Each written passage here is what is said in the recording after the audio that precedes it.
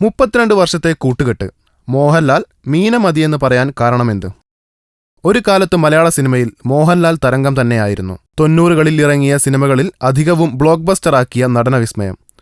അക്കാലത്ത് മോഹൻലാലിന്റെ ഭാഗ്യനായികമാർ ആയിരുന്നു ശോഭനയും മീനയും രേവതിയുമെല്ലാം.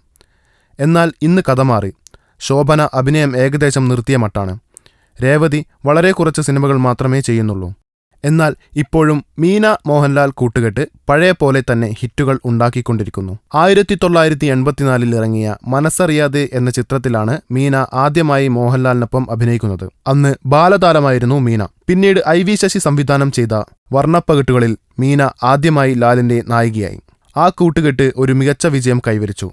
പിന്നീട് ഒളിമ്പ്യൻ അന്തോണി യാദവ്, മിസ്റ്റർ ബ്രഹ്മചാരി എന്നീ സിനിമകളിൽ ഇവർ ഒന്നിച്ചെങ്കിലും പ്രതീക്ഷിച്ച വിജയം കൈവരിക്കാൻ സാധിച്ചില്ല. പക്ഷേ ആ കൂട്ടുകെട്ട് പ്രേക്ഷക ശ്രദ്ധ നേടി. പിന്നീട് ഷാജി കൈലാസ് ചിത്രം നാട്ടുരാജാവ് ഹിറ്റായതോടെ ആ കൂട്ടുകെട്ട് വീണ്ടും തരംഗമായി. ശേഷം രഞ്ജിത്തിന്റെ ചന്ദ്രോത്സവത്തിനും ഈ കൂട്ടുകെട്ട് തുടർന്നു. എന്നാൽ സിനിമ പരാജയപ്പെട്ടു. പിന്നീട് ഈ ജോഡികൾക്കൊരു ഹിറ്റ് സമ്മാനിക്കുന്നത് റോഷൻ ആൻഡ്രൂസ് ആണ്. ഉദയനാണ് താരത്തിലൂടെ. സിനിമയോടൊപ്പം ഈ കൂട്ടുകെട്ടും വമ്പൻ ഹിറ്റായി. പിന്നീട് വിവാഹമൊക്കെ കഴിഞ്ഞ് സിനിമയിൽ നിന്നകന്ന മീന ചെറിയ ചെറിയ സിനിമകളിലൂടെ പിന്നെയും വന്നുകൊണ്ടിരുന്നു. ഇപ്പോൾ ജിത്തു ജോസഫിന്റെ ദൃശ്യത്തിലൂടെ മീന വീണ്ടും ലാലിന്റെ നായികയായി. ചിത്രം ചരിത്രം സൃഷ്ടിച്ചു. എല്ലാവരെയും അത്ഭുതപ്പെടുത്തി ആ സിനിമയും. കൂടാതെ ലാൽ മീന കെമിസ്ട്രിയും. തുടർന്നു വന്ന മുന്തിരിവള്ളികൾ തളർക്കുമ്പോൾ എന്ന ജിബു ജേക്കബ് ചിത്രത്തിനും ഈ കൂട്ടുകെട്ട് വൻ വിജയം സമ്മാനിച്ചു. ഇനിയും ഈ താരങ്ങളൊന്നിക്കുന്ന അത്ഭുതങ്ങൾ കാണാൻ കാത്തിരിക്കുന്നു ഫിലിം കോർട്ട്.